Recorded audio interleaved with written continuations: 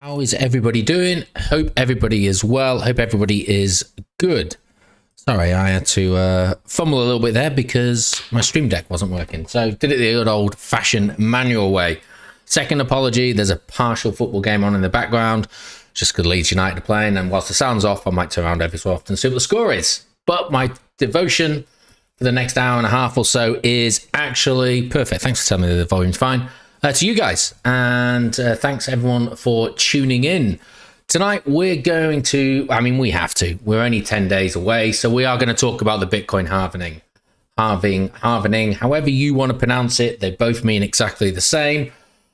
Now, I think it might be a bit noddy for you guys, because I know you've all read the white paper. I know you all know what halving is, but just in case there's one of you that doesn't, and some of you are new, we will go over exactly what the halvings are, why they happen, how they happen, what it means, not only for price action, but also just in terms of emissions, etc. And we'll have a look historically at what the halvings have done. I will also cover a little bit of news. We will go over some of the questions that you have already sent in. But as always, if you've got any other questions, then please feel free to fire them in the chat, and I'll try and look over there as often as I can to catch up on those. And then we're going to do some TA. I know price has moved down a little bit today. So we'll try and investigate where things are on a more local level, because the mining side of things, we're going to cover things to the medium to long term. So when we get into the TA section at the end, we'll have a look at a more macro level, sort of daily, weekly kind of things. Anyway, without further ado, let's just jump in. Is this going to work? No, it's not. Let's do it the good old-fashioned way. Here we go. Perfect. Right, so this is the Bitcoin chart as we see it at the moment. I'm on the 12-hour here just because you put it on the daily and I have to change the zoom ridiculously. But you can kind of see that we are just ranging still. We've kind of hit 72,500. That sort of low 70,000 level that we did back at the beginning of March. And we've just rejected off that over the last 3 candles or so. We have dipped below 70,000. And whilst we've still got a bit of time for this candle to close, if we are looking to close here, then I do see us retesting at least 6, 7, and maybe even getting actually down to the bottom of that range, 62,000. We'll go into a bit more detail on that a little bit later on. I know a lot of you into the Casper chart, so we're having a look here. And again, very similar, we have rejected off that. There does seem to be some sort of, it's not actually, I thought there was something here, but now I've zoomed out, it's actually not. But from a local point of view, we're still making those lower highs at the moment. We are making higher lows, so there's some form of compression that's going to happen. It's just whether or not that's going to turn into anything. And we'll have a look at that in a bit more detail later on. Again, with Ethereum. Ethereum has also followed Bitcoin. Everything has really. However, we're not getting to the heights that we saw back in March. As a matter of fact, we've rejected quite a significant amount below that at around about the 3,700 level. And I do unfortunately see us retesting at least 3,200, but potentially, and we'll have a look a little bit later on, maybe retesting below 3,000. But we'll have a look at that a little bit later. And then, of course, we want to talk about and have a look at BitTensor. Now, BitTensor has actually stood up quite well compared to the rest of the market. It is in the green. It's only about 1.5% up, but a victory is a victory, and it is up. I think most of us are probably fully back in the market with Tau following the size that we've been doing over the last couple of weeks. I am back in fully now. I'll talk about it in a bit more detail later. Yes, price action may still be continuing downside. I'm not planning on doing a side step at the moment. I think the risk to reward is not quite there. Whereas the time we did that side step a couple of weeks ago, it was a low risk, high probability move. I think at the moment, whilst a lot of altcoins are looking slightly weak, I think the risk shift is just not necessarily there. I'm quite happy to just sit with what I got. Should we drop any lower, I may look at opportunities to buy more rather than sidestepping. Anyway, we'll get through all of that price stuff a little bit later on. So let's just quickly cover some of the news articles. I don't think we've even really talked about that much on the channel. But first and foremost, Coinbase. Coinbase have actually been cleared in a lawsuit. Now, this dates back to March 22, and it's from, guess who? Yep, the SEC. And it's about trading securities. Now, the victory that has come about through the Court of Appeals, I should add, is that, and it's all about whether or not Coinbase were in breach of security violations because of trading cryptocurrencies via sort of like a secondary sale. And it turns out the Court of Appeals have ruled in favor of Coinbase, and this isn't the case. So that is a pretty significant victory, not just for Coinbase, because the SEC were going gun crazy back then. There's a lot of these backed up against several exchanges. And whilst we thought this might be the case, this is just confirming that that is where it is going. I always do find it quite amusing that the government go after the likes of Coinbase, and yet at the same time, with all of these reclaimed fraudulent cryptos, particularly Bitcoin from the likes of Silk Road, where do they send it? They send it to Coinbase. So anyway, that's for another time. I'm not going to go through the article. I'm going to try and get through the news as quick as I can there. An interesting one with the Bitcoin halving. Obviously, we're going to talk about that a little bit later on. But we are seeing analysts from Coinbase suggesting that the time of year in which the halving is occurring is actually a particularly weak time of year, not just for cryptocurrencies, but also for financial markets. And so it's going to have to battle with that. Now, next month, we have the old sell in May and go away. Basically, that relates to the sort of more traditional financial markets, suggesting that, you know, it's become sort of a mass holiday season. People are not really that focused on the financial sector. We also have things like the FOMC takes a small break over the summer periods. And so they're kind of rolling this in to suggest that actually this is a particularly weak period within a 12-month year. And unfortunately, the halving falls within that. I also believe, and don't quote me on this, but it is coming close to the end of the US tax year. The UK just had it last week. I think it was the 4th, Friday the 4th, it ended. But for those of us that are based in the UK that owed any tax, typically we have to pay that if we pay it on time in January. I don't know how it works in America. So yeah, there potentially is I don't want to say a negative impact, but maybe less of interest in the near future for all things financial. I thought, right, well, I'll have a look at this and I'll go on to CoinGlass. It's a website we use quite often. I'll have a look at sort of how Bitcoin has done through Q2 over the years, and you can kind of see that my face isn't in the way of it. And I personally don't think it fares that bad. Okay, yeah, 2022, 2021, we had some pretty dark times. 2022, we were in the bear market, fair enough. 2021 we were coming out of the blow off top. So April was a good month for Bitcoin. But then when we went into sort of May, we had that huge correction from 64,000 down to 31,000, which ultimately led to a 40% correction. You can see here. But you look at some of the other months, 2023, we were just in a ranging year, positive 8%. 2020, started the bull market just prior to the halving then, 42% up. 2019, it was 160% up. Okay, 2018, bear market, but only 7% down. 2017, you see where I'm going here. Personally, it doesn't seem that it actually affects it, in my opinion. But hey, these people have got to sell newspaper articles as well. And if you want to have a look at it down on the monthly, we're looking at April, May, and June here. And again, kind of reflective that it doesn't really look too bad. Yeah, okay, we've had a couple of ugly individual months, but generally outside of a bear market, I think everything looks pretty green. So we'll monitor, we'll look. I don't think it's really going to change my position on what I'm going to do in buying or anything, but we shall see. And then one of the other interesting ones, and one of the things that people will start to talk about a lot more, so I'll jump on that bandwagon as well, is all about miners.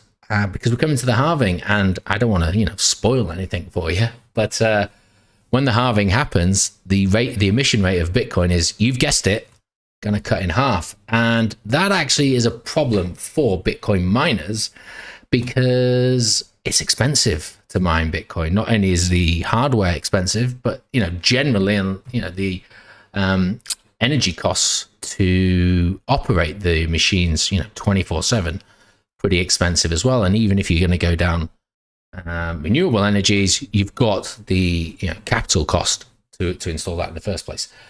And so at each halving, we always have this discussion about the fact that the price needs to move up for mining to become profitable. And obviously, we want more miners at it to keep the hash rate up, to increase the security of the network, etc., etc. It's a self-fulfilling prophecy.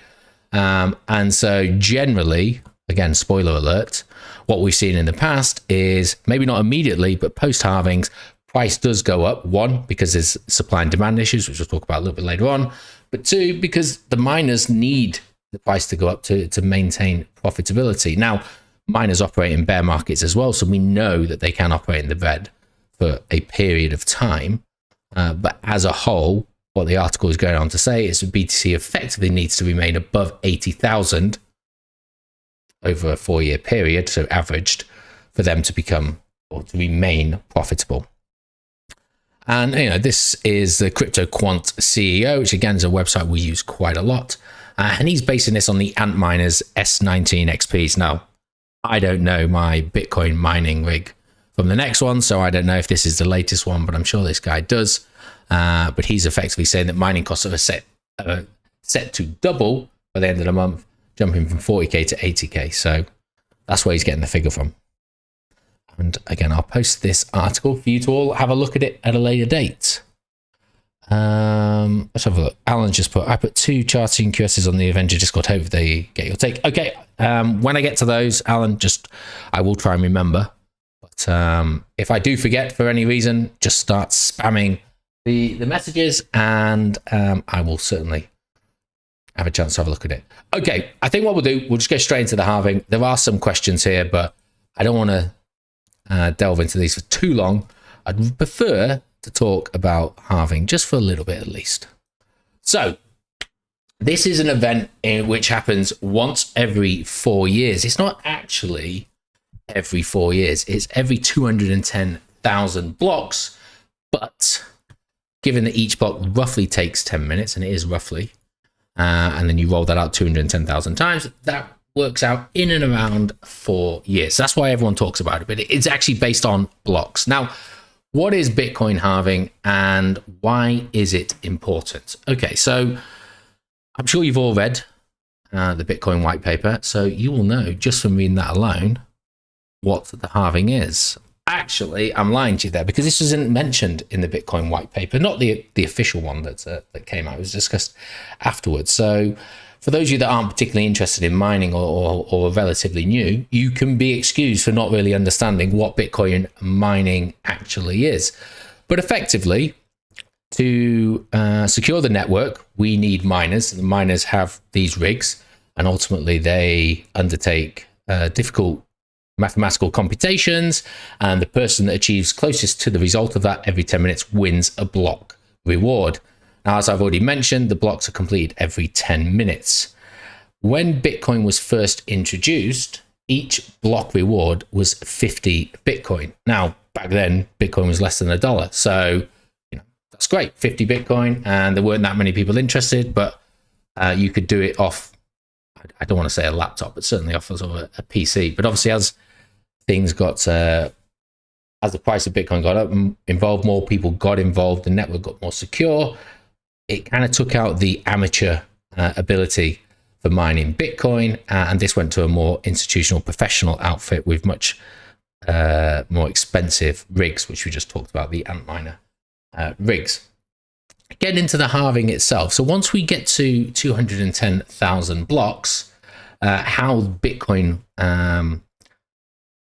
was written, I suppose that's the word I'm looking for, was to give a not such a linear emission of a Bitcoin rate, and to sort of make the emission last 140 years, the block reward would halve. So the requirement to still solve a mathematical equation or whatever it necessarily is, computation, was still there. There would still be a winner, but instead of winning 50 BTC after the first halving, which took place in 2012, you would only win 25. And then in 2016, that would drop down to 12.5.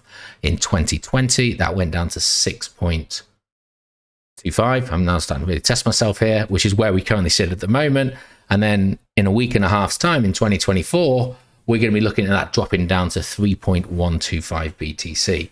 So effectively, that means that every 10 minutes, roughly, 3.125 BTC is issued, is emitted, is created, whatever term you want to use.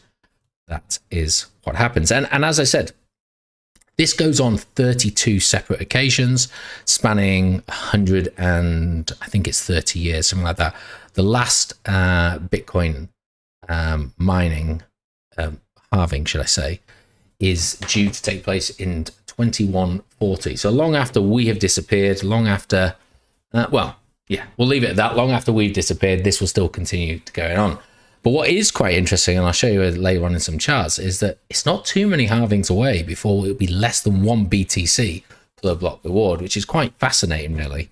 Now, why is it important? Why do people sort of just hark on about it? Because, sorry, just going back up, all that really happens is this countdown clock goes to 0 and then resets. I mean, by all means, if it does stay with the 19th of April 2024 at 5:32 UTC, then you know, have a look, continue on this this website. But it is just like you hitting 10,000, 20,000, 30,000 miles in your car. Nothing really changes.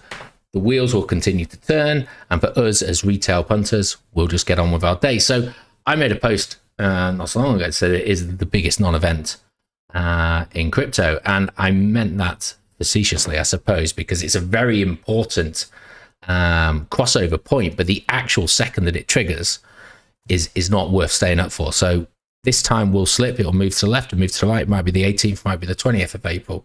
It could be in the morning. I don't suggest anyone particularly stays up just to watch it unless you happen to be awake or trying to get to sleep. But once that happens and we move, we are going to see a substantial change. And it may not be necessarily immediate, but the supply of Bitcoin is going to reduce by half, okay? And let that just sink in, because we're in, you know, you think about any kind of market, doesn't matter what it is. I don't care if you're selling bread, electricity, or Bitcoin. It's all based on supply and demand, okay? And as long as there is sufficient demand, then and there is a supply to meet that. Or sorry, let me rephrase that. That was really poorly explained. You can tell I'm not a financial scholar. As long as demand outstretches supply, then price of whatever asset it's going to be is going to shoot up. Now, if you were then to take bread, for example, and just reduce the world's wheat supply by 50%, but there was still that demand, what do you think is going to happen? We're not going to be able to make as much bread. People are still going to want bread. The price of bread is going to soar. I don't know why I chose bread. Think about toilet rolls during COVID. Another example there. Well, this is exactly what's going to happen here. And we haven't even talked about institutional investments. We haven't even talked about the likes of BlackRock, pension funds, or whatever. I'm just talking about the fact that every 10 minutes, instead of there being 6.25 BTC, there's only going to be 3.125. Or to make it a little bit easier, instead of 900 Bitcoin a day, we're down to below 500 at 450 BTC. Now, we are in a bull market, regardless of whether you believe that or not. Trust me, we are. So we know that demand is there, okay? I've just noticed, sorry, that the halving date's just changed. It just threw me. It was 9 days, now it's 10. And so what do you think that's going to do? If there's less circulating Bitcoin around, but the demand is either still there or increasing, ultimately, it's going to mean that the price, logically, will continue to go up. And that's why everybody gets excited about the halvings, because historically, in the past 2-3 occasions, it has led to large increases in the price of Bitcoin. And yeah, okay, they don't always, you know, go up forever, because it is about demand. And when we get into that bear market, there's still that reduced supply, but there's also significant reduced demand, and so the price falls away. So that's just why that ebbs and flows like that. I'm trying to think if there's anything else I really want to talk about with Bitcoin halvings. We'll see as we go through some of the other articles. I will post these articles. They're all relatively recent, so they're not based on the 2020 halving. They're both that you're looking at here based on the 2024. So at least it will give you some sort of education behind that. Let's just see if there's anything that I've necessarily missed as we skim through this. So this chart here, I don't know if you can see it that well, and I've got some graphs a little bit later on that can show it. But there's a total supply of 21 million Bitcoin. Now, when Bitcoin was at 50 BTC per block, that was actually 7,200 BTC a day. And so in that first 4-year period, 50% of all of the Bitcoin that would ever be produced was actually released. And then in the next 4 years, it was 25. So within the first 8 years of Bitcoin's life, 75% of all Bitcoin were released. And then that sort of like, tapers off. And we're around about 93% at the moment. Again, got a little chart that I'll show you later on. But this is just sort of reflecting that here. So the yellow line actually is reflective of the numbers at the side. I can try and zoom in for you, I suppose. So obviously we had 50 BTC, dropped down to 25, dropped down to 12.5. And then you can see these steps and it just goes on and on and on. And then what we've got here is the actual supply, so the amount of millions. So by that first iteration, it was 10 million. Then it was whatever it was, 16.5 or whatever. And you can see that curve goes over it. It just gets flatter and flatter as we go along. So again, talking about that supply squeeze, institutions are coming in at a time where quite a significant amount of BTC has either been lost, squirreled away in some large wallets, or the retail have had a much better opportunity to fill their bags with it prior to it. They probably haven't to a level that they would be happy with, but we are where we are with that. So yeah, let's just go through there. Price influence, I'm going to have a look at that a little bit later on, so that's fine. The miners, that news article kind of suggested that, for the miners, it's in their incentive now to ensure that price also goes up because it costs them a lot of money. Because you've got to remember that they've got to run these for longer. They may not win a particular block reward, so they may go 100 attempts without even getting a sniff, and they win one. So that's why that sort of 40,000 figure has been thrown out at the moment, because they don't win every time. Okay, I think that's probably enough going through there. So let's have a look at some of these, and I probably covered a lot of these, but what you can see with these charts here is a visualization of effectively what I just said. So back in the first iteration, or first period, epoch, whatever you want to call it, 50 BTC per block, 7,200 BTC per day, and within that 4-year period, you had 10.5 million new BTC that had been created. Then we moved to, this is because we're on the monthly chart here, so it says the 1st of November. It was actually the 28th of November, 2012. We flopped over so that it happened, and we'll have a look at price action in a moment. Let's just reiterate where the steps were. 25 BTC we've reduced down to now, which equates to, a lot of you are pretty good at maths here. Don't think you need to take your socks off for it. 3,600 BTC per day, and that's an additional 5.25 million new BTC. So what we're talking about there, 15.75 million BTC. Then we had the crossover again. I think this was on the 11th of July 2016. We're now down to 12.5 BTC per block, 1,800 BTC per day, and 2.625 million new BTC. Now this little yellow cross that's basically when I got into crypto. So November, December 2017. So I've only ever really known BTC block rewards at 12.5. So for me, my first experience of a halving was in May of 2020. And again, I think this was the 11th of May. And it went from 12.5 to 6.25, 9,000 BTC per day. And it was 1.3125 million new BTC will have been created by the time we get to the block 210,000. And then we're going to have it week and a half's time. We're going to drop down to 3.125 per block, 450 per day, which is only 656,000 BTC within that 4 years. And then this way it kind of gets even crazier. And we go down to 1.5 BTC per block. And that will be from 28 to 32. So after 32, so, in another 8 years' time, that's when we're going to be dropping down to less than 1 BTC per block reward. But there are 27 more halvings that we had after that. And as I said, finishes sometime in 2140. And then this was just sort of what I was getting at. We are about to enter a period, or we're about to complete a period, should I say, when we finish this period in 10 days' time, just under 94% of all BTC that will ever be produced will have been mined. So there's only 6% left. So that's supply squeeze between, the 19th of April 2024 to whatever month in 2140. There's only 6% of Bitcoin left to go. And okay, there is some Bitcoin that's sat on exchange to be bought at the moment, but of the circa 19.5 million Bitcoin that have already been mined, you know, best part of 2 million maybe at best is on exchanges. That over 17.5 million is either lost or in people's wallets. So we're not particularly talking about a large amount of BTC that's circulating around.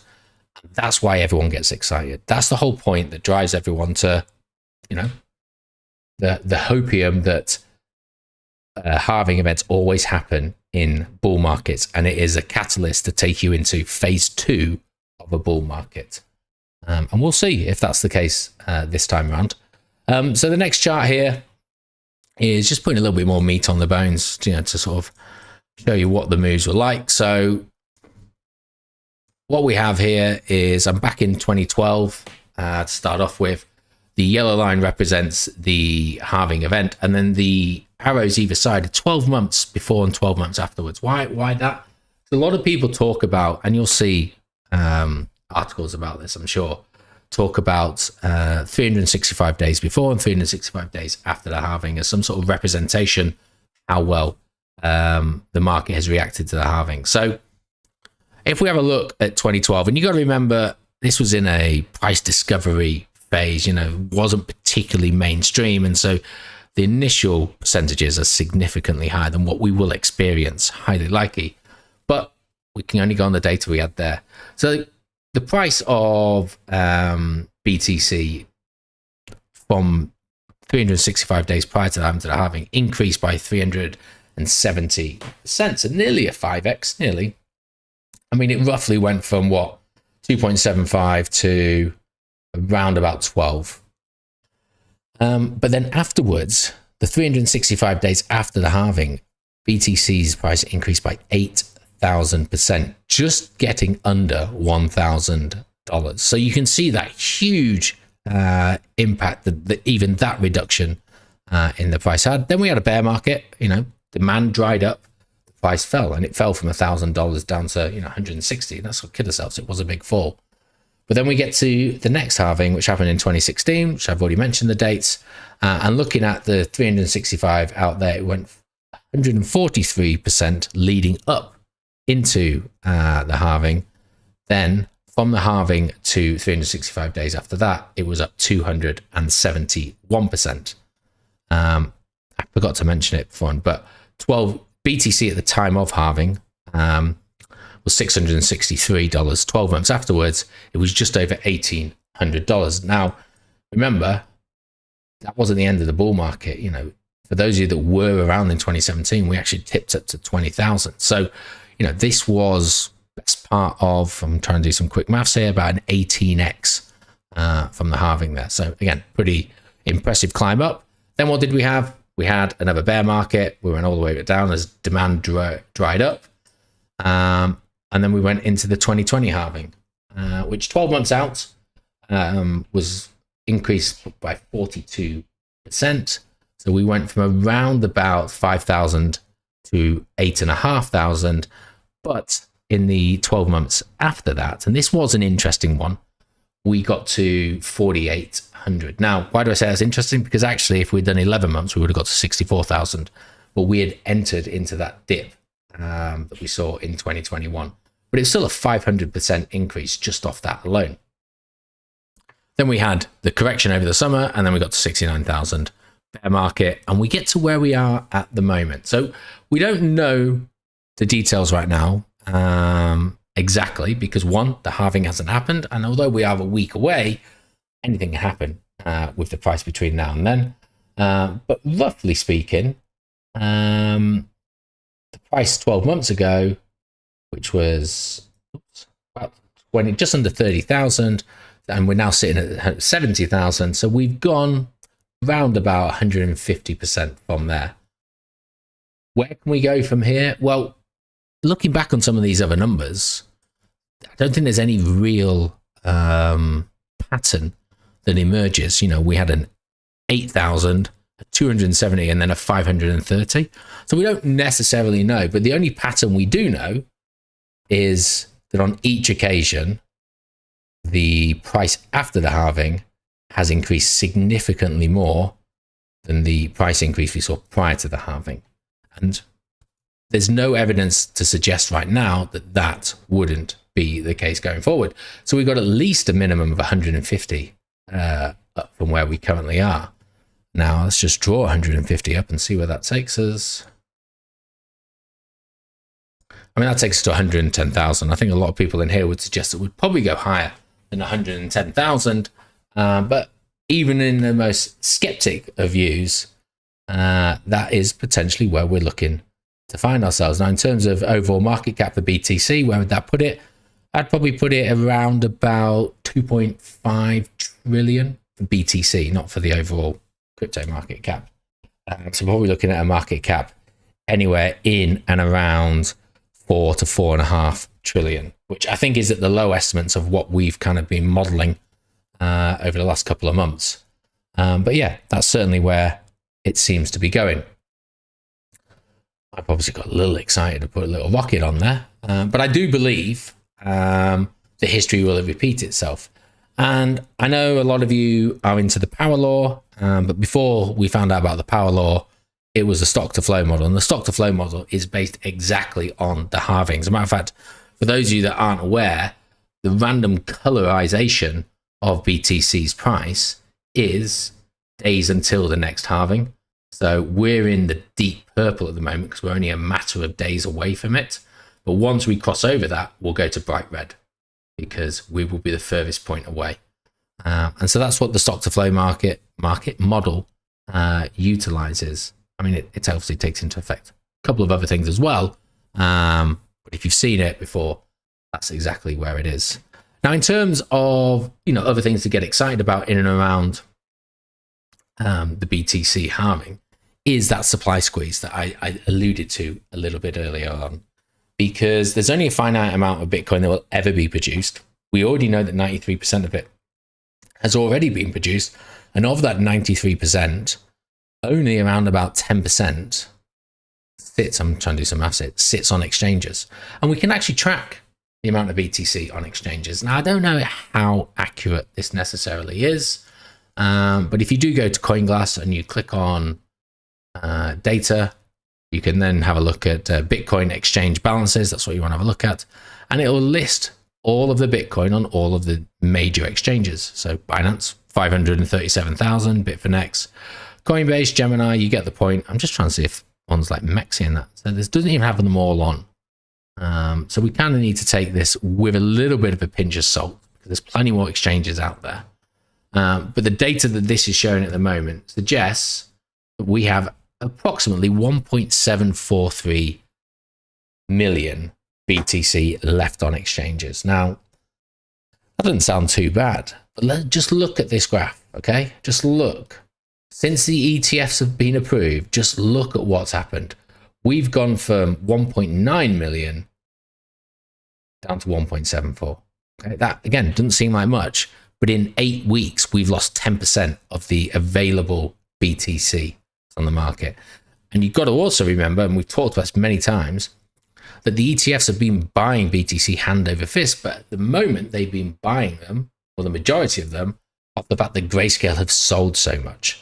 So Grayscale have been selling it to Coinbase, the ETFs have then been buying it off Coinbase. So there's still been a net outflow of BTC from exchanges, even though Grayscale have pumped out over 300,000 worth of 300,000 BTC over the last 10 weeks. Now, whenever they do decide to sell, and even if they sell it all, they get rid of all the remaining 380,000 or however many they've got left, and they do it over the next 12 months, whenever that dries up, that's gone. And then the only place that everybody can buy them from, I pull a funny face there because it obviously is OTC, over the counter, but the vast majority, it will be off exchanges. And what we are going to see is we're going to see that supply diminish, that available supply diminish. And we talked about it with our loaves of bread. We talked about it with our toilet rolls. But if the demand is still there and we're going into second phase of a bull market, don't really believe that retail's here. We believe that more institutional partners are going to be getting involved. Got other news articles. We can have a look at how this supply squeeze is going to be caused in a moment.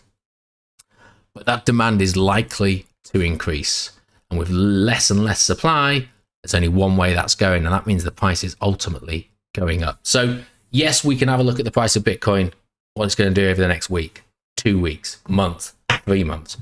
But in the much bigger picture, whether you're looking at it in end of 2025, or if you're just looking at it every 4 years, as some sort of lifelong investment, you know, the way that this model works, the price can only go up, assuming the demand remains at least at its current levels, if not increases, because we know that supply is always going to taper off. So even if demand just stays at the same level, but the supply is reducing away, it's still going to cause that supply squeeze. It's still going to lead to the price going up. And then wallet inflow and outflows, this is exchanges. So you can kind of see, normally what we have is a bit of a status quo. So the greens are Bitcoin's going in, the reds are Bitcoin's going out. But then what we've had since the turn is the red lines. I know it's difficult to see, but there's no way I can zoom this in any better, I'm afraid. Oh, well, that's probably a little bit better. Let's just take it. You can kind of see that the greens are getting swamped now by the reds because more and more Bitcoin is leaving. There's 2 reasons why it's leaving. We've got the institutional side, which we've already talked about.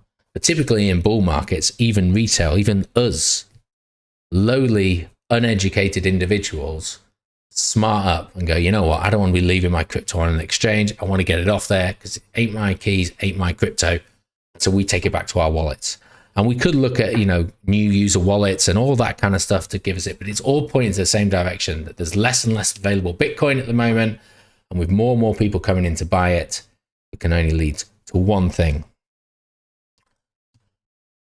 And this article, again, which I don't necessarily want to go through line by line, starts to give some of the reasons as to why they think Bitcoin will at least get to 150,000 at the top. And again, they talk about the supply squeeze, which we've talked about. They talk about institutional investments and the ETFs, but they also talk about ETNs and the exchange traded notice, which the UK Financial Conduct Authority have approved, and they are due to go live anytime within the next couple of months. Q2 is what we know. And so suddenly, institutional investment from the UK will also have access to buying BTC. Same within South Korea. So other countries are now coming on board. And we're not even talking about companies at the moment. We're just talking about institutional investments. But again, that's just going to lead to additional buying pressure, because that 21 million isn't per country. That's worldwide. That's all we've got. And then suddenly when they all come in, and especially off the success that the ETFs have shown, I'm sure the likes of institutional investment firms within the United Kingdom would also like to have, even if they have just a fraction of what the United States have done, it's still going to add to that buying frenzy, that buying pressure, and just going to eat up that supply. So I think the one main thing from this, if any of you do have Bitcoin on an exchange, just get it in a wallet, okay? Because there's going to come a time, I truly believe there already is a time, in fact, we know there has been with the likes of FTX, where it's going to be a lot of paper Bitcoin traded. They'll say that there isn't, but whenever, there'll come a time when you'll go to try and withdraw your Bitcoin. You won't be able to. There'll be some sort of error message, down for maintenance, whatever it's going to be. Okay, so just get it off that exchange. If you're not planning on trading it, get it off there, because 6-12 months time, you could really struggle to get it off there. And if you think 6-12 months time is a long way away, well, I feel like the last 6 months has absolutely flown by. 6 months ago was October. We were talking about the fact that we were going to have up only after October. And that was 6 months ago. It's crazy how quickly those 6 months have actually passed. Anyway, let's have a look at some of the comments in here. Just one from Chris. So in the next 4 years, BTC is less than 1% inflationary per year.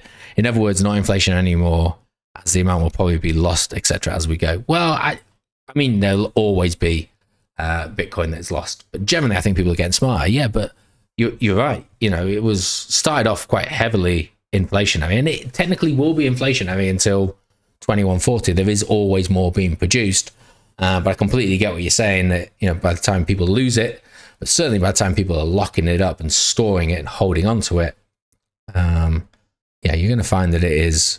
I don't want to say it's deflationary, because it's not technically disappearing. Even the stuff that is lost is still on the blockchain, just people don't have access to it. But I do get the point you're trying to make there, Chris. Absolutely. It's still 0-0 in the Leeds game, in case anyone was wondering. Okay. So yeah, for me, Bitcoin halvings, not exactly an event that I get too excited about in terms of the actual crossing over of it. But I think what comes afterwards is a very important part. And ultimately, I don't see a world in which Bitcoin, with less amount of Bitcoin being available, suddenly reduces in price and drastically falls away. Not without the initial surge that we see in bull markets. And yeah, okay, we may have only had 3 prior occurrences for this, but it's worked pretty well in the past. And whether we have a double top, blow off top, or a blow off top, or a double top to end the bull market, the point is that after the halving, we see triple digit percentage rises. And I fully expect that, even if it's just 100% from where we are now. In fact, my maths couldn't have been right before. If it was a 100% increase from where we are now, it'd be 140. So I don't know where I got 110,000 from. Anyway, just forget about that. Excuse me. So anyway, from a macro point of view, I'm very happy with the position that we're about to find ourselves in. Prior to this, we've seen last halving in 2020, we had a bit of a pullback. Matter of fact, if we take it down onto the weekly, we'll be able to see these a little bit better.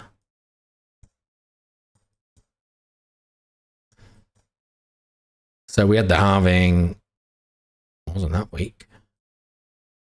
Yeah, the 11th. And yeah, there was a little bit of hype around it, got up to 10,000, but then it soon corrected back down to 8,500, which I know only sounds like $1,500, but actually at the time, it was like 20% correction. So, I'm not saying that next week is a buy the rumor, sell the news event. It may well have some form of correction, but anyone that thought that they could try and be smart and clever were very quickly destroyed with that move. So if you are planning on, being very short-term minded with any sort of move that you want to try and play out, just remember that at any stage this could get bought up, and we'll have a look at sort of price action in a moment. But if we have a look at the 2016, okay, we had not as much interest in the market, so we had a month and a half worth of falling, but we did see it fall away. Again, this is on the wrong one. Let me just move this across. There it was. So we had 4 weeks of falling, but in the grand scheme of that move, suddenly up there, it was nothing. It did go from 680 down to, it dropped all the way down to 465, 30% correction. But it was eaten up very quickly because there was less of it going around. And then similarly in 2012, we didn't have anything really. Although this isn't on the right date. Just move this across to 28. So roughly that week, we had a tiny little static movement. Nothing really to go our knickers in a twist about. But yeah, it generally, in my opinion, will lead to an overall net move up. We may have a slight correction. We may have a static period. And yeah, you may be able to take advantage of that. Bitcoin normally moves first, and then the altcoins move afterwards. There are other tokens that have halvings in and around similar times, but we're just interested, or I'm just interested in Bitcoin, not the likes of Bitcoin Cash, etc. Okay. I don't know if anyone's got any other questions on the halvings. Any thoughts on what, experience that they've had within the past? But as I say, it's coming. It will be upon us in 10 days, 4 hours, and 37 minutes. That will change. But this at the moment is saying it's just after midnight on Saturday morning. I'll be in Prague on a stag do, so there's no chance I'll be paying attention to this. But yeah, perfect. Okay, let's just put that down there, and then let's go to some Avenger questions. If you do think of anything you want to talk about halving wise, please feel free to throw it in the chat. Alex has asked for a couple of token, my thoughts on them. Alex, I'll be honest, I literally just brought these up about 30 minutes beforehand, so my thoughts are not going to be great on these at the moment. But what I promise you is after this, next couple of days, I'll have a proper look at them and I'll give some feedback, a bit like what I did a couple of weeks ago. I'll just put, a couple of paragraphs in the chat. But you asked me to look at Octaspace. I assume that's the one you want me to look at because this one is a deep in project. And so, yeah, in terms of what I would typically look at, I mean, from the price action point of view, I actually kind of like this chart. This dates back to a year. It's been around for just about a year. We've seen some nice growth out of it. And even that sharp uptick we had in February where everything went up, we've had just a nice little period of stabilization. And it's kind of, sort of found a level in and around where it was in October. And now it's just ranging there. So from a very simplistic price action point of view, I think that's quite a nice looking chart. It's currently ranked 743rd at $37.5 million market cap. It's only got just under $400,000 worth of 24-hour volume, so not great. And I imagine the depth wouldn't be great. 55% of it is circulating, so they got 55% out in the first year, which is fine. But I would want to have a look at what the emission rate is and how that comes about. I don't even know, what the consensus mechanism is or anything like that one on this, but I will check that out. You can trade it on Mexi, so that's certainly one that we use, and some of the others that I've never used before, so I can't recommend those. I'm not saying don't use them, but I don't. It's a layer 1 deep in distributed. Let's just have a quick look on the website. Distributed computing, VPN, and data storage. Okay, so it's certainly going to be in a sector which, we have seen projects move very well off those. So we just, I suppose it's a bit of a busy space, so it just needs to make sure that it doesn't have to stick its head completely above the parapet and be above everything, but it doesn't want to be left behind. I don't want to go through too much of it now just because I don't have the time. I imagine its biggest contender is probably something like Render, but yeah, we'll have to check that one out. And then the next one you want me to look at was NURI, NXA. I think it's this one. You said it was an Internet of Things project, and I believe this one is. So again, looking at the price action, it's not the worst looking chart. Obviously, it had a strong move up in November, and again at the end of the year, which hasn't really been met. But this double top did play out, I think, down to the bottom, and then it's just built and consolidated itself. It hasn't really done much over the last couple of months when a lot of other altcoins have, which I'm not saying that's necessarily a worrying thing, but I'd be interested to just understand why that has happened. This one is ranked 831 at a $26 million market cap. So both of them are very small market caps, which, I don't necessarily think is a bad thing. Just under 50% of its tokens are circulating at the moment. And again, trade on Mexi and Gate.io. Okay. And the depth is a bit interesting. But okay, fair enough. I will promise, Alex, I will have a much better look at those and give some actual feedback afterwards. Joe's put, can we talk about Base? What is it and how do we use it? Is it bridging existing ETH coins onto the Base network? It's kind of confusing. Okay, Joe, it is a little bit confusing, but ultimately Base is a network, and it's a network that is built off the Ethereum blockchain. So this is an Ethereum layer 2, a little bit like Polygon or Matic is a layer 2 and a network within itself. That's exactly what this is. Now with Base has actually been produced and made and backed by Coinbase, hence the name, but it doesn't actually have a native token for itself. Now what do I mean by that? Well, I mentioned Polygon as a layer 2 that has Matic as a native token. So when you go to utilize Polygon network, you use Matic for fees, etc. Excuse me. Same with Solana and Solana or Sol. Same with Avalanche and AVAX. I mean, we could do this all day, but you get the point. Whereas with Base, it doesn't have a native token. And so though it is a layer 2 on the Ethereum network, it does require Ethereum for fees and to utilize the network itself. So going back to what you're saying about being confusing, it is confusing because if you did want to use the Base network, then you would need to bridge or send over Ethereum from the Ethereum network to the Base network. Wow. Okay. If this is if this is your first day in crypto and all those words are being thrown at you, you're probably about to just cash your chips out and go, nah, listen, for me, it's not as difficult as I've just necessarily made it out, but it is an extra step to utilize. So what you need to do is you need to find a wallet in which you'd want to establish Base on. Now, typically in the past, I like to use MetaMask. I would get my MetaMask up on the screen, but the OBS I use kind of blocks you from seeing it. So that's actually no point.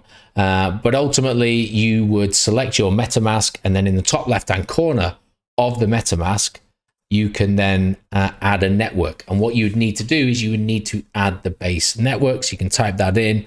You can then add the Base network. That's then stored on your MetaMask, ready for you to use. But you still can't use it just yet. What you then need to do is go back to your Ethereum network and put some Ethereum on it. That Ethereum then needs to be bridged over to the Base network. And I'll be honest, I've not done it, but I've sort of gone through the steps to do it. I just use the Base, so base.org, and I'd go here and I'd just use bridge. Okay, and then what you do is you connect your wallet. So there's your choice, your Coinbase wallet, Rainbow. I don't have a Rabby. I don't use Wallet Connect, but I do use MetaMask. So click that. Once it was then set up, you would then send from your Ethereum network. So you'd be looking for ETH on your Ethereum network. You'd select the amount you want to send, and then you'd send that to your Base network. Now, just remember, you've got to pay gas fees. So however much Ethereum you want to send, you need to make sure that you leave a little bit more Ethereum, probably a lot more because it's Ethereum, to cover the gas fees.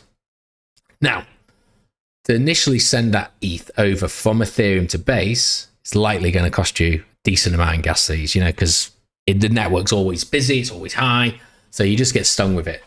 But once you are on the Base network, remember it is a layer 2, so you're not, even though you're using ETH, you won't be paying the extortionate Ethereum network fees because you're actually utilizing the Base network. So now you're talking about pennies, and so that is a benefit when you move it over there.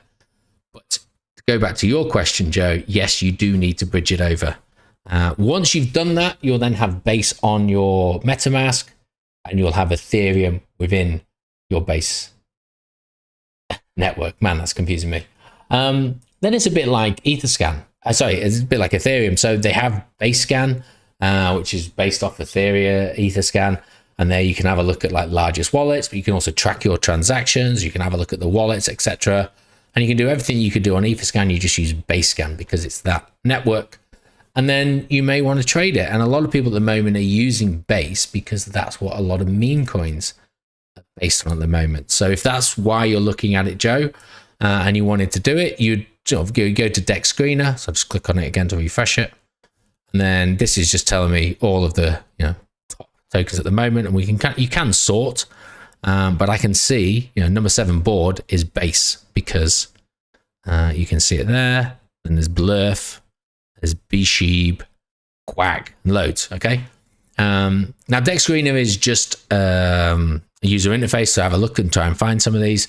If you actually did want to to trade on the Base network, you'd be using things like SushiSwap or Uniswap, in which you'd carry those out, and you just carry out the transactions as you would using any other network. And it's relatively as simple as that.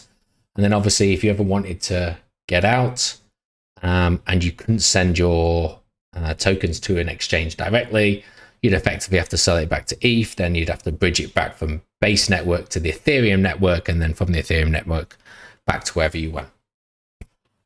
Hopefully that was a good enough explanation. And if it's not, try watching it back another time. And if it doesn't work, feel free to ask me a question about it again. I'll try and do a little bit better. Maybe if you are still stuck with it, I will try and make an actual video, just set up a dummy wallet, go from there.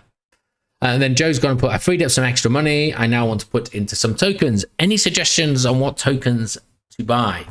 To buy from? Is an extra bit there? Oh yeah. Let's have a look. Wait a second. Did this one drop? No, that's fine. Don't know why that didn't work. Any suggestions on what coins to buy from this position now? Ideally with the market the way it is, Would you decide on a few coins and set some low limit orders in case we got pre-post halving crash? Obviously not financial advice, but what would you do? Okay, if I was brand new to the market at the moment, I had some money and I didn't want to put it into anything that I already owned. I was looking for a new project. I think ultimately I would try and find an ideal level entry, and I'll go through that when I have a look at some TA right now. But I really wouldn't be nitpicking, to be honest with you. I'd find some fairly safe levels to get in, and then I'd be looking to buy. I might DCA in, but it would be, a very small range of DCA, because we are, we're really close now to the phase 2 element of the bull market. And when that kicks off, that's going to go. Okay, so yes, you may buy something today and next week it may be 10% down. And you just got to accept that. Like those of us that have been, back in the market since 2022 or sometime in 2023, our portfolios are looking pretty green at the moment, but there were long stretches where they weren't. And that's just something that, because you're starting a new position now, you just have to accept. But if you truly believe, like I do, that the halving is, a crossover point towards the phase 2 of the bull market, yes, Bitcoin will lead the way and then altcoins will follow. Then yeah, sort of trying to find some entries now is what to do. Look, we may decide in 30 minutes time that the market's looking weak.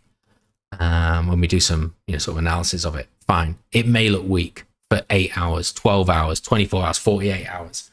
But it's not going to be weak for much, for that long. We may just be ranging anywhere from 72 to 62,000, which I get is a large amount. But, you just got to accept that you're coming in at a time when we are in a bull market, and sometimes you just have to bite the bullet and ultimately purchase whatever it is you want to get. And so, yeah, it's just don't be afraid if your portfolio does go slightly in the red. If you've bought a good project that you've researched well and it has good memeability around it, it ticks some narratives going forward, it's likely going to do well. Even if it's not the best in the sector that you've chosen, it's still likely to do well. So definitely have a look at that. In terms of what tokens to look at, that's difficult.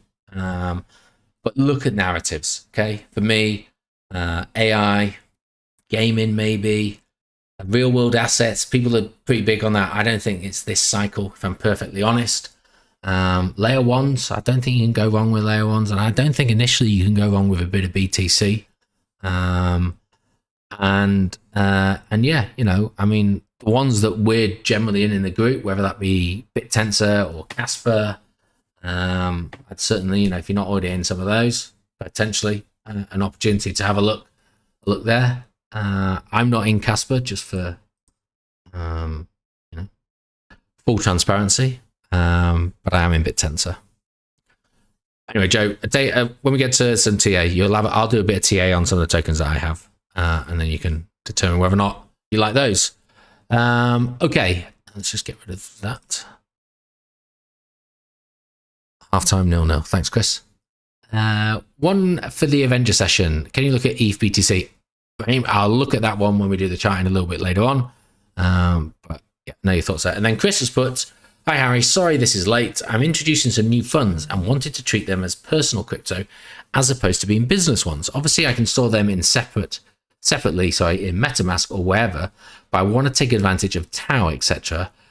I'll need to trade them on Mexi. This will complicate my crypto tax calculator results for the business. I believe you do something like this already, so do you have any tips or advice?"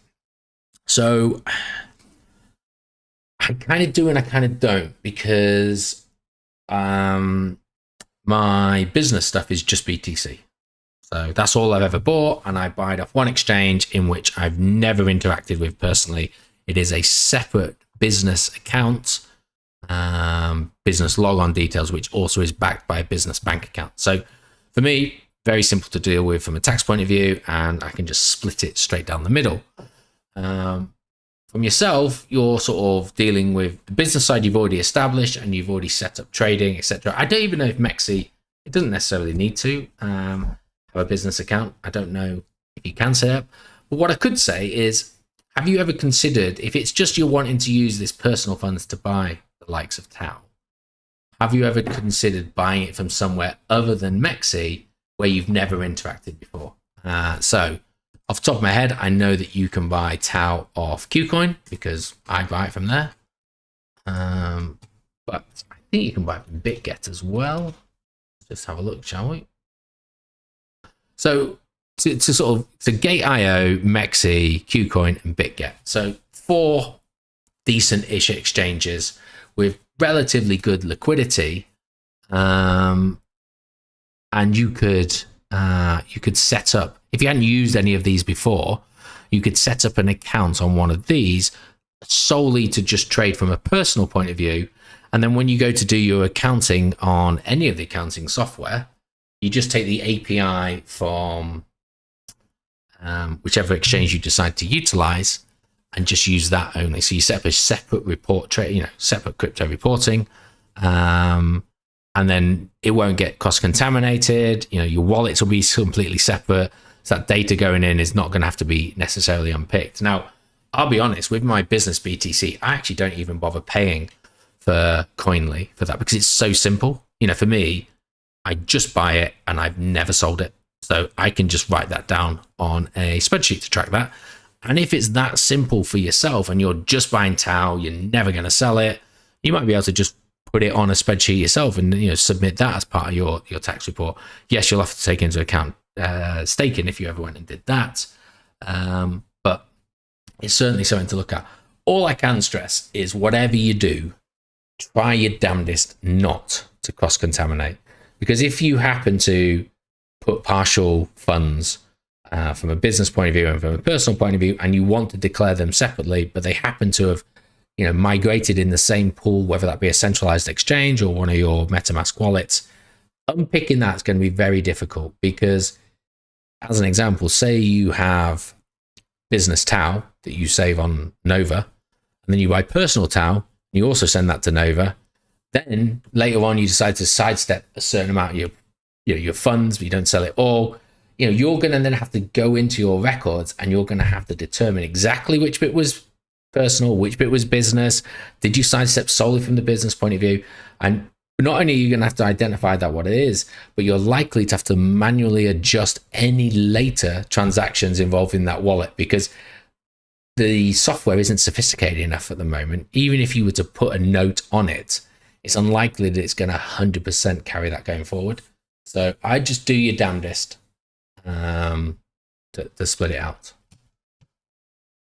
And obviously seek the advice of an accountant, because I'm not one. Okay, I think that covers that. One other thing someone asked if I could do each week was just go over where my portfolio sits. So this is currently where it sits at the moment.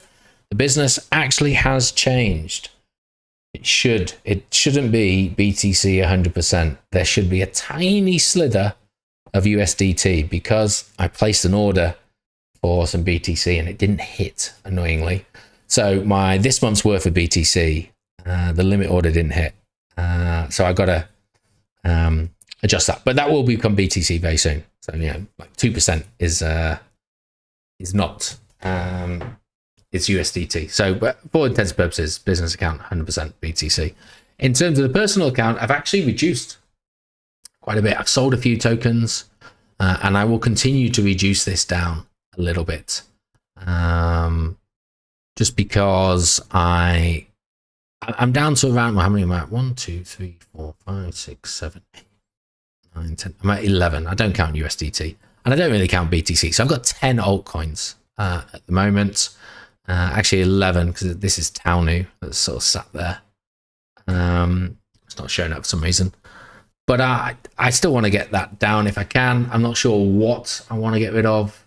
But I'm not paying as much attention to some of the smaller amounts as potentially I should. And so I just need to have a look at that. Interestingly, though, and I think I touched on it last week, Near, when I first started, Near was like 5% of my portfolio. It's now joint biggest. I think it actually just pips DOT at the moment. I've not really been updating the portfolio with the staking rewards, so there's probably a decent amount of staking rewards for both of those that need to be added. But it is interesting that something that was 5% is now 25% of my portfolio. I'm quite happy with that. We all know that I've got my take profit plans for those. I will leave. And NEARS had activated and I rebought it. So that helped as well. HBAR there. So that's where we were. I'm unlikely to take another chunk of profit there, but we'll wait and see how price interacts in and around there. But the next one is kind of, $12, $13. So it's a decent amount away. I'll be honest, one of the ones that I am looking to probably get rid of is BNC. So I haven't fallen out of love with BNC by any stretch of the imagination. I do kind of still like the project. However, I actually just don't have that much of it. I'm not necessarily sure as to why. I suppose it hasn't moved like some of the others have. And so I'm trying to just free up capital to build some of the other pots. So I think this might be one that when it gets to take profit one zone, I might take more than 20% out of it there and just redistribute the majority of it, or just turn it into BTC. So yeah, just keep an eye to the BTC pot. Anyway, so that's where that sits. I'll try and update that every week for everybody, and I will post this screenshot of this on Discord because I know some people can't read the figures. But yeah, that's where that one goes. Okay, Alan said he had posted some stuff in Discord, so let's just have a look. It's taking its time. It's opening up on this screen. Just bear with me. Harry, please can you take a look at the course 2 charts, please? So we're in spring 3 now, which would put us on our way to retest 4 and should see falling for the next 2 weeks. So this is a Casper related one. I'm going to try and move this over. What's just happened there? Hopefully you guys can all see this. There we go. No, we're 1 less than 9. I really hope that's true. Okay, so what you're saying there is spring 3 now before retest. You see, this is where I am. I don't know the pattern that well because I don't follow it, but looking at your previous one here, retest 4. So potentially, yes, we may see some falling, but again, we've already started to see it fall. Where's the price of Casper? Casper. Let's put this on the 12-hour chart. And then what I'm going to do, and I'm going to very quickly replicate here, just so I can then draw some things on it as well. So you had, what are you on there? Daily chart, I think. But you had that, and you were thinking that this might be retest for R4 down here. And you're using that example of like that, and this was the retest here.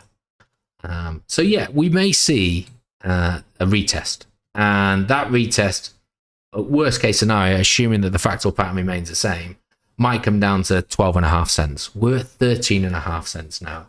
So now it's all about risk reward, isn't it? You've got potentially a 7 to 8% move that you may be able to take advantage of, but that retest may just be it retesting the top of this here. It may only get down to 13 cents, and then suddenly it's like less than 5% of the move.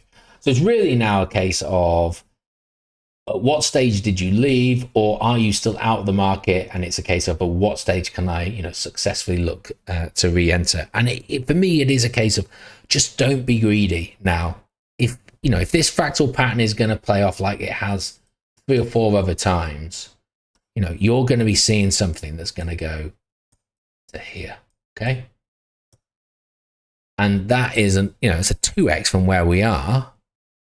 And you're worried about trying to find an entry point within the next 4% of a price move, missing out on 100%.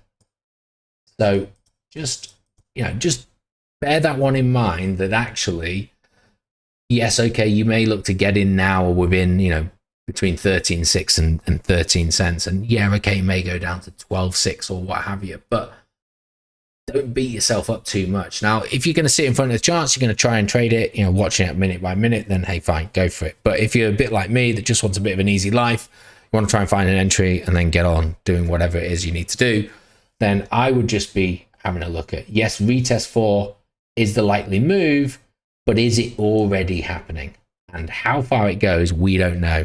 And unfortunately, I'd have to go back into the model to see if there's any percentage similarity that we see throughout each of the previous retests. But hopefully that one helps a little bit. And then for this current move up, looking at which candle to establish local base support. So this is on Tau now. Okay. Let's get Tau up.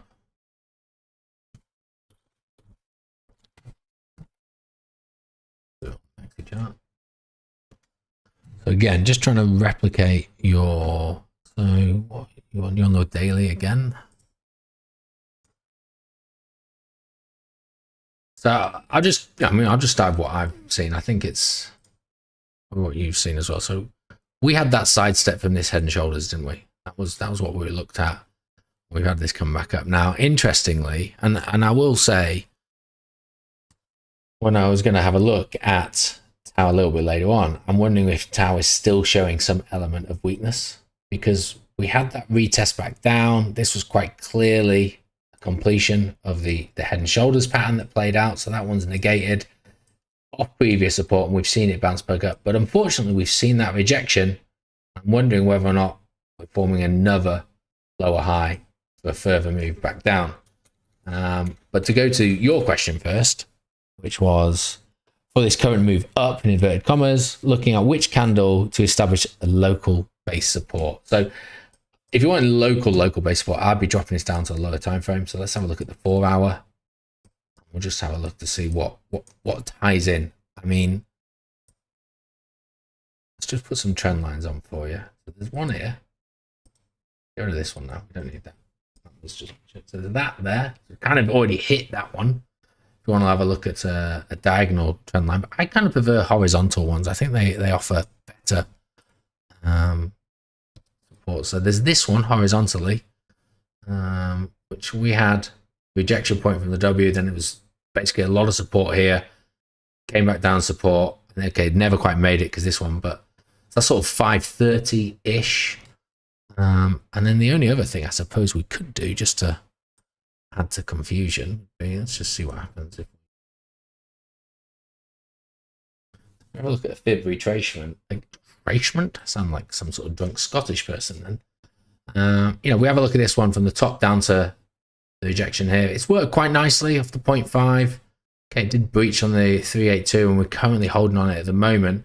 But what's interesting is the 238 is around about that horizontal support that I had there. So that's sort of kind of where, from a very local point of view, I'd be looking at. But if, as I had mentioned earlier, that this is still looking potentially weak and we are going to roll over, my actual personal view is that we might see a retest of 470 at least, short term. And so why am I hesitant to pull the trigger this time on a side step? Last time I got out at 580, which is kind of where we are at the moment. But it felt like the TA was lining up a lot better between the head and shoulders, between the fibs that I was drawing, and just where price action was going. Whereas at the moment, I'm not sure that necessarily might happen. This could just snake off this and keep on going, and then off we go. And then, I'm just left on the sideline. I had a very successful sidestep. I don't want to be just constantly sidestepping all the time, because the risk of it actually going against you is much greater in a bull market. And at some stage, the market will move again. I don't want to be left holding, what, like I did down here when I was waiting for 170 and we never got really below 200. So yeah, that's currently where I am sitting with that one. And just once we got it, let's just get rid of these. Since we might as well just start with here. Let's just fire that up there. Let's put this here. So this is just having a look at some other things. So it's what I wanted to show you. This was the other thing that we had, was the EMAs, which that I like to have a look at. And once we broke down through this EMA, we knew the game was on. We'd broken the 50 and off we went. Okay, this is on the daily. You put it on the 12 hour. We broke down through the 50. The 200 caught as a support. Ideal opportunity. to get back in. Now, what's happening at the moment is we're being really squeezed. We've got the 10, the 20, and the 50 EMA price action on the 12-hour. It's really struggling. It's battling around through there. Are we seeing some form of topping pattern with a push down here? Likely, maybe. Maybe we get down to this again, support. Maybe it wicks down through it again. Maybe there is an opportunity of a 20% move. But you look on the daily, get rid of some of these. I could do this quicker, sorry. And actually, the daily's kind of just showing, well, we've had that bounce down, we've come back up. Okay, we rejected off the top of the cloud, but we're coming down and we're kind of just finding some sort of support. And again, the 10, the 20, and the 50 are all just merged into some sort of super support / resistance. But right now it is holding as support. And so that just kind of makes you think, well, it could be a coin flip here. If it's a coin flip, I'm in a bull market. I'm just going to sit on my hands and I'm going to wait. And that's where I sit with it. If it goes down, I have money on the sidelines. I'll probably look to buy some more. And if it goes up, I'm pretty happy with the size of my bag right now anyway. So yeah, hopefully, Alan, that one helps. It was a long-winded answer to try and tackle both of those. So you've put thinking of some exit risks being an American with CAS and TAL. Do you know of any way I could personally sell or buy them either directly from person to person? Well, I mean, you could have an over-the-counter sale with anybody in the group if you wanted to. You would just agree whatever price you wanted. You'd agree the medium in which you sent the funds, and you say you saved it on your Nova wallet. You just send from one BitTensor wallet to another BitTensor wallet, and you'd send the cash or whatever another way. So, and same for CAS. So you could just do a classic over-the-counter way. In terms of the American crackdown on the likes of Mexi and KuCoin, yeah, it's difficult. But as we saw with Tau, Gate.io, BitGet, they still able to say, I'd be setting up accounts with all of those. Even if you don't use them, if you can, I'd set up an account with them. Just in case when it comes to pulling the trigger for selling and there's some reason that you can't access one of those other two, I'd be getting on it. If there is a large portion of your portfolio, if it's for some people, it's 80-90% of their portfolio, you want to have as many ways of selling it at the moment. And right now, it's not on that many exchanges. So I'd be going on all of the reputable exchanges I can and selling it there. Now, Alan, if it comes to BitTensor's worth 22,000 in a couple of years' time, and you're trying to offload 1,000 of them, you may be just going, oh well, I'll try and sell person to person, but it might be at that stage that everybody in the other group is trying to sell their Tau as well, so no one's necessarily interested. And so I would just be trying to find any way possible to have access to centralized exchanges. Now, the other thing is I do believe you can buy wrapped Tau. So that's buying it off a decentralized exchange. You wouldn't benefit from the staking rewards there, but you would be able to buy and sell that, from a decentralized exchange rather than a centralized exchange. And I know wrapped Tau is legit because I've seen some of the moderators on the BitTensor group talking about it. And you can buy that from Uniswap. So maybe there's an opportunity of just using wrapped Tau, but accepting that you won't, because it's not actually Tau you own. So you're not going to be able to stake that. You're not going to be able to get the staking rewards. But yeah. Okay. Harry, have you got a video you can make one about fib retracements and how I use them? There's actually quite a few videos on there. Now, I was interested to find, because I keep on going up on Vimo and going, oh, look, it's on Vimo. I think there must be an issue with the UI of the website, because you can see a lot of the trading pubs, but you can't see the Avenger ones, because I don't post them in Avenger sessions. I post them in Avenger videos. So one, as an example, I did 6 months ago, back in October, I did a taking profit video, which I'll post a link in the Avenger chat now, just whilst I talking about it. Just put it in there, and in there I go through several scenarios of taking profit, and I use fibs on this. So I go for exactly what it is that I look for and where it is. What I will do though is, because that's 6 months old and I got a bit of time on my hands, I'll do another video, like a short one. I'll tell you why I've chosen some of the settings. You can actually go into the settings. I set mine to logarithmic levels. I'll do all that and try and explain it all. I say short, it probably won't be. But yeah, more than happy to do that. But there is a video there. Have a look at that. It obviously 6 months old, so the prices will have moved, but the way I go about doing it should still be the same. Okay. Right, let's have a look at where I've lost. There we go. My thought was offering an arbitrage play for an overseas Avenger. Yeah, well, I mean, you see, what you got to have there is the demand. If let's say you were talking about an Avenger that happens to be live streaming right now, depends on what time you're getting me, because if you're wanting to sell, there's a good chance I'm wanting to sell, so I might not be wanting to, but I suppose, well, now we are talking into the realm of craziness, but I suppose you could send something to somebody that was in a country that Mexi or Qcoin or whatever did allow them to trade. They could then sell it on your behalf and send it back. There would be ramifications from a tax point of view, and you'd have to be very clear about gifting stuff and all of that. There would be ways of doing it. I'm sure if push came to shove, someone would very kindly offer to help there, and maybe just had to ask for a small fee. The inconvenience of having to deal with a taxman about that. But I'm sure there'd be a way of doing it. I mean, at $22,000 per tau, I'm totally pulling that figure out of my head. I'm sure there'll be a way.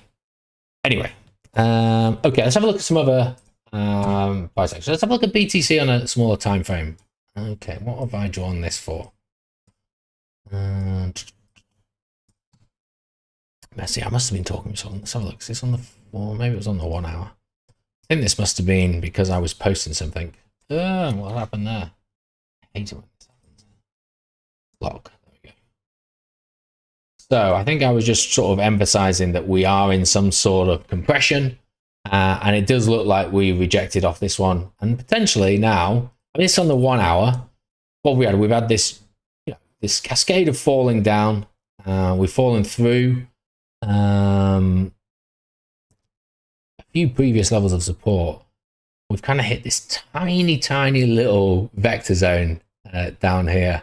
And we've bounced off this. But I think that's just because it's overextended. Likely we may see a rise back up to, 69.5, maybe as the 10 and the 20 and maybe even the 50 come back down on the 1 hour before we see a further move back down. For me, that seems to be the direction in which we're going. I wouldn't be surprised if one of two things happen. We find this base support here around about 67.5, or we even actually break all the way back down through there. Bear in mind, it's on the 1 hour, we've got the 800 EMA right down here, which would take us through a couple of other vector zones. We might see us down as low as 66.5 in the very short term. Now, I mean, when you're in these time frames, we're kind of also looking at sessions, aren't we? So we're deep in the American session at the moment. I think that's going to close almost now. Might have just closed actually. So we might have a bit of a stagnation period before we wait for the Asia markets to open. But yeah, we'll just have to wait and see on that. If we move up to the sort of the 4 hour, we can kind of see that actually we did break down below that 50 EMA. We did buy it back up, but at the moment, I mean, we do have 3.5 hours to go. We really are battling with the 50 itself. And this is where I see that 200, which is obviously on the 1 hour, the 800 coming into play. But now we start to actually see a bit of a picture from the fib levels manifesting themselves. I'm going to try and bring it up. Of course it is. Zoom out. I don't know why I dragged it out so far over there. I locked it, that's why. Sorry. Unlocked. Let's just pull this in a little bit tighter. I'm going to get rid of that yellow line. That yellow line is just the happening. Right, let's try that one again. And what we actually now start to see on, what's the best picture, best scenario in my mind for Bitcoin for the next 4 weeks? The best scenario for me is we range. We range, we cool off indicators, we cool off the fear and greed index, and we give ourselves the opportunity and the potential upside to then burst through. And right now, we've shot up to 72, down to 60, back up to 72. And so, you know, a move down to 61,000, back to retesting all of that there, testing that low there, and also the 0.5. Yeah, I think for me, that would be a very sort of idealistic point of view. Now, what that would mean for alts is an absolute bloodbath. I'm certain of it. But I do think it would be short-lived. The only thing that is stopping that is this, you know, ascending support line, which, you know, it's played out quite well.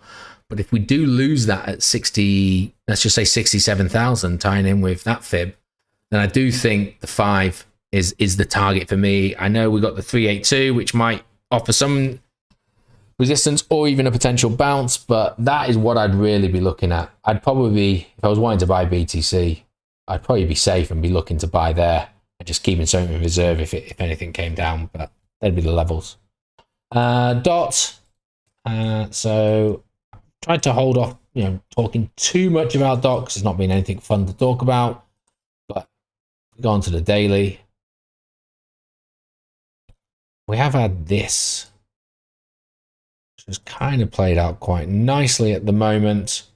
In terms of with that first impulse move up from October, came back down, caught on the 200 EMA on the daily, bounced back up. We've come back down. We haven't hit the 200. We have lost the 50, but it found support on this. And then we're just having that battle at the moment, a congested area of the 10, the 20, and the 50. And even the 200 is not that far away, as we've seen. We ran into that before. And that, for me, is the next real battle. So anywhere from sort of like where we are now, let's just sort of say 880 to 950. I want to see us break above 960. Then I'm going to feel more confident that we got upside to go. From a fundamental point of view, we're starting to see OpenGov referendums about introducing some of the changes that are going to lead the way for Polkadot 2.0. They're going to tie in complete and be approved if they get approved for the back end of this month, so just after the halving. So, you know, it seems to be like, from a fundamental point of view, that move, and I've done videos on this before, but that move from what Polkadot 1 is to what Polkadot 2 will be is certainly going to be a monumental shift in ability going forward. Whether or not that is materialized because people give a shit or they've just lost interest and moved on, that's a debate for another person and another time. But ultimately, introducing some of the additional functionality that Polkadot 2.0 is going to do. If you like Polkadot 2.1, you're going to love Polkadot 2.0, and I think it's going to open up to the masses. Whether or not the masses take it, that's another question. But the timing of that from a fundamental point of view, tying in with the TA, hopefully could be quite good. Now, Ethereum. So Ethereum, we've had that move up. But what's the concern at the moment? Yeah, so we've had that move up. Do you know what? It doesn't look as bad on here. So we've had the move up, we had the rejection. We came all the way down to the 0.5. We actually, to be fair, we have broken above 236. Want to see how this candle closes? Maybe I was looking at it on a different time frame, but it looked a lot worse to me. 12-hour, kind of looking all right, building a bit of support there, retesting the 50 EMA. Maybe it has a move up. Why did I look at this as being so bleak? Maybe it's because I pulled it down. So from here, you know, looking at this, this happened at the upgrade. We came down. Obviously, we went up to the 618, rejected off that 382, back to the 618, came all the way back down. We've hit the 618 again, and we're moving back down. And I'm just wondering, back on the daily, I suppose the 3-day gives a worse picture because you have that move up. Is this just a dead cat bounce? And if it is, you know, what's the next real big level for me? And it is an if. It's probably that down there, which is like 2.5 to 2.7. So that, you know, something I'd be monitoring. I think, you know, if Bitcoin holds its nerve, then I think this is negated anyway. But if we start to see that slide back down to the low 60s, maybe this just falls away. We see a big correction, maybe a necessary correction. But yeah. Let's have a look. Any others that are particularly interesting? I suppose near's going up. It's always a good sign. Put that back on the daily. Again, you know, near had that pullback. It's formed a nice W here off the 50 EMA. I mean, we don't have any indicators on, but it's probably reset those indicators quite nicely. For me, you know, move up W. If it does that, if it breaks 8.5 and back up there, then yeah, we're talking about that next level I was looking at $12.8 to $13 from there. But you know, this has been a strong mover. It's jumped on the bandwagon of the AI. As I said, pretty certain it wasn't AI related when I first looked into this, but they found a way to find the narrative and the memeability. It has worked quite well. But yeah, stuff to go there. From Townview, I think probably best to have a look at this on Deck Screener, but unfortunately, continuing to look a bit like a bloodbath, I'm afraid, and moves down. Still don't have too much of this left, but I mean, on this chart, you've got that double top kind of stretching out a little bit to maybe negate it, but we're really fighting this level here. And the problem that you've got with that is there ain't much, you know, between 1 cent and, you know, even just, I suppose it's down here, isn't it? I'm trying to find another 10 times drop, 90% drop off from there, because that was a steep climb. This was when, you know, this was when RT YOLO'd into it. We're really battling that at the moment. So it's the problem with memes, and I understand the thought process that others are provided with it. I don't necessarily share that myself. I think memes run their own course, and you know, it's very hard for memes to sustain interest over a prolonged period, particularly if we're talking sort of 18 months plus. So yeah, just be careful with that. Zappy, I'm not in at all. Zappy worries me for a lot of other reasons, mainly because you can go through 6-hour stints without seeing any activity on that. So I really do feel that this is a false economy of a price, and you know, if people were to really be trading on this, we might see this moving. But I think this has just been popped up by members in RT, if I'm being perfectly honest. So I'm not touching it. I'll have a little mess around and a bit of fun with the Townview, but Zappy doesn't necessarily interest me, because I think it is a bit of a false economy. And you know, we're talking about people in the group that have millions upon millions of this, and yet, you know, we struggle to sell, you know, 100,000, and it causes slippage. So imagine trying to sell 10 million of it. So yeah, right. The one other one someone asked me to have a look at was Bitcoin and Ethereum, which I think is worth talking about, because we're talking about dominance as well. Let's just have a look at BTC, Ethereum, BTC. So on the daily chart, okay, so put it on the weekly initially, shall we? People can always get, you know, quite confused with what it means to look at Ethereum and BTC and necessarily, you know, how they work. But effectively, all we're saying is that it would cost you 0.5 BTC at the moment to buy 1 Ethereum. Okay, so I've got to make sure I get this right now. If this goes up, it means Ethereum is getting stronger versus BTC, because it will cost you more BTC to buy 1 Ethereum. If this goes down, it's the opposite. Okay, so during bear markets and the beginning of bull markets, what we see is Ethereum dropping away drastically because BTC is outperforming it. So end of 2016 into the beginning of 2017, BTC was king. So Ethereum might have been going up in price, but BTC was going up at a faster rate. So it cost you less BTC to buy Ethereum. Then with the introduction of the ICOs, Ethereum went nuts. Although BTC made its all-time high, Ethereum went from, you know, $10, $20 to $1,400. So then we had bear market, then we go into the bull market, and again, little wave patterns here as we go through 2020 and 2021. Then we get to that first alt season. I'll zoom in. So Bitcoin outstripped everything at the first part of 2021. Then when we got into end of March, beginning of April, and we found that 64,000 blow off top in April and May, altcoins massively outperformed Bitcoin. Because Bitcoin only went from like 50,000 to 64,000, where Ethereum went from 1,800 or 1,000 to 4,500, whatever it was. So again, we saw that shoot up in price. Why the lecture? That was just to make sure that people understand how that works. Have I got rid of it? Yeah. In terms of Raheem's question and, where should we be looking? Well, to be frank, Ethereum doesn't look great with BTC at the moment. And that makes sense because we're about to go into phase 2 of the bull market.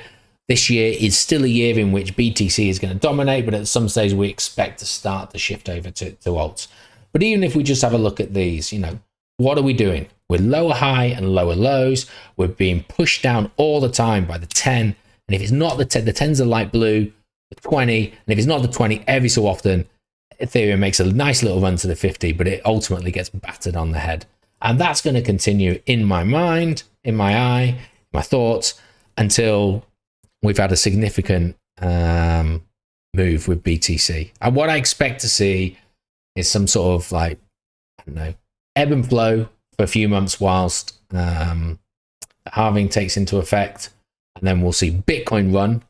And so this will push the price of Ethereum down, and then at some stage we'll see that reversal, and then suddenly Ethereum will go. And not just Ethereum, other altcoins will do the same.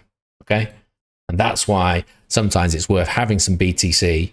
You keep the BTCs with the BTC price rides up, and then you flip it into the altcoins you like just prior to the altcoin movement. And then what ultimately that means is you capitalize in the gains there. And if you swap it back into BTC at a later date, you've made more BTC than had you just sat on your hands with it. Sorry, just had to check to see what the score was. Still no. So going to the actual question, can you have a look at ETH BTC short to medium term? So for me, I think that BTC will continue to outperform Ethereum. For that to change in my mind, I'd like to see Ethereum not only breach the 10 and the 20, build support on those over a number of days. Remember, this is the weekly. If you look on the daily, it's even more brutal. But I'd like to see it actually get above the 50, build on the 50, or this now on the daily, and then start to move up.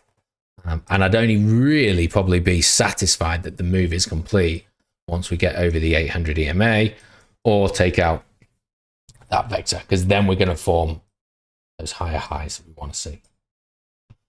So right now, that's where it goes.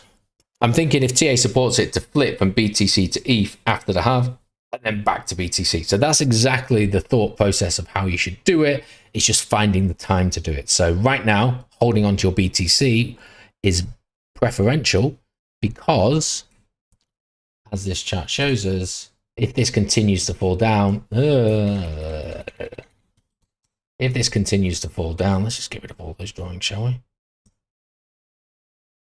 It will cost you less BTC to buy ETH. So you'll be able to buy more ETH and then swap it, and then off it goes. How high do we think it will go? It's hard to tell. I remember the last one we thought we might get to 0.1, but we actually only got to 0.8. BTC gets to 150,000. 0.1 would be a 15,000 Ethereum. 0.8 is going to be anywhere from about 10 to 12,000. So hard to tell when you want to swap. But for me, I'd just be looking for how these are shifting. So you may not catch the very bottom of it, but keeping it in BTC is still going to be going up in value. Likely. Okay. I think that's kind of it. I think we're now at 40, which is longer than I thought it was going to be. I don't know if anyone's got any questions, but if you do, I'll give you a quick chance to put some out there. But otherwise, I honestly thought I'd be done in an hour and 15 minutes, and I've managed to drag it out for an hour and 35. So apologies for that. I'll make the video shorter. Doesn't look like anyone's provided any other questions. So no. Okay. Look, thanks everyone for tuning in. There isn't a trading pub on Thursday, I don't believe. I'm going to put something out in Discord, maybe on Thursday morning, or actually over lunchtime. We can just have a Zoom and people can come on and they can do more of the talking than myself or something like that. Just, if people are around and they want to either ask direct questions or they have views that they want to come up with, maybe there's something we can do there. Because I don't think there's trading pumps for the next couple of weeks. So yeah, it might be worth just doing something like that. But other than that, thanks everyone for tuning in. Get your cuddle tickets for May the 18th if you are in the UK, or even if you're not and you're interested in coming down. It should be a good one. And other than that, hope you all enjoy your evenings, and I'll speak to you all soon. Cheers now.